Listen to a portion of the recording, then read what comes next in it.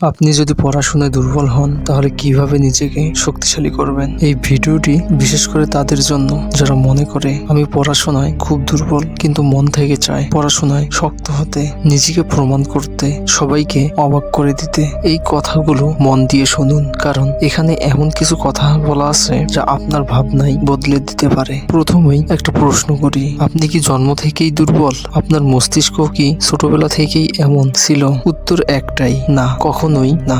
আজ যে এই ভিডিওটি দেখছে সে যদি সত্যিই চায় তাহলে মাত্র 2 মাসেই নিজেকে বদলে ফেলতে পারে। তাহলে প্রশ্ন আসবে কিভাবে? ধরুন আপনি কখনো সাইকেল চালাতে শেখেননি, আর আমি যদি হঠাৎ করে আপনাকে একটা বাইক চালাতে দেই তাহলে কি পারবেন? সম্ভব না। আবার ধরুন আপনি যদি যোগ বিয়োগই ঠিক মতো জানেন না, আর আমি আপনাকে বললাম এই কঠিন অঙ্কটা সমাধান করে দেখাও, এটাও কি সম্ভব? নিশ্চয়ই না। ঠিক একইভাবে আপনি যদি হাঁটতেই না শেখেন আর আপনাকে দৌড়াতে বলা হয় তাহলে সেটা অসম্ভবই হবে। বন্ধু, পড়াশোনায় আপনার সঙ্গে ঠিক এটাই হয়। যখন আপনি অঙ্ক করছেন বা পড়ছেন শুরুতে সব ঠিক থাকে, মজা লাগে, কিন্তু যেই না একটু বুঝতে অসুবিধা হয় কলম নামিয়ে রাখেন, খাতা বন্ধ করে দেন। এই জায়গা থেকেই দুর্বলতা শুরু হয়। কিন্তু এখানেই যদি আপনি থেমে না গিয়ে আরো আগ্রহ নিয়ে সমস্যার সমাধান খুঁজতে শুরু করেন, তখনই আপনি শক্ত হতে শুরু করবেন। এই দুনিয়ায় কেউ জন্মগতভাবে শক্ত নয়, যে ভেতরে ভেঙে পড়ে সেই দুর্বল হয়। জিমে কেউ শক্ত শরীর পায় কিভাবে? প্রতিদিন ব্যথা সহ্য করে, ব্যথার পর ব্যথা নেয়, তবেই শরীর শক্ত হয়। পড়াশোনাও ঠিক তেমন,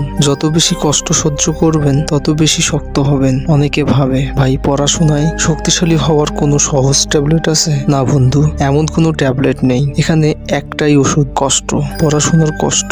যখন মন বলবে ছেড়ে দে, তখনও জোর করে টেবিল চেয়ারে বসে বইয়ের দিকে তাকিয়ে থাকা, এটাই কষ্ট।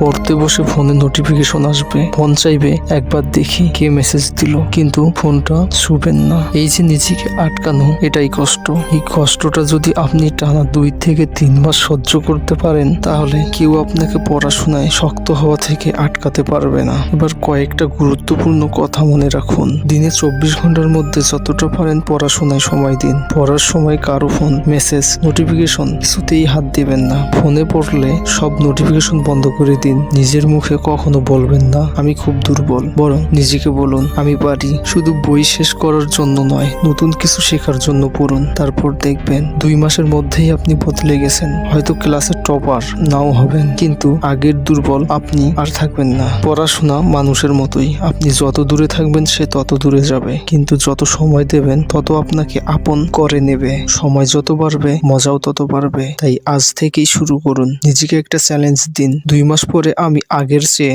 শক্তিশালী হবই। শুভকামনা রইল।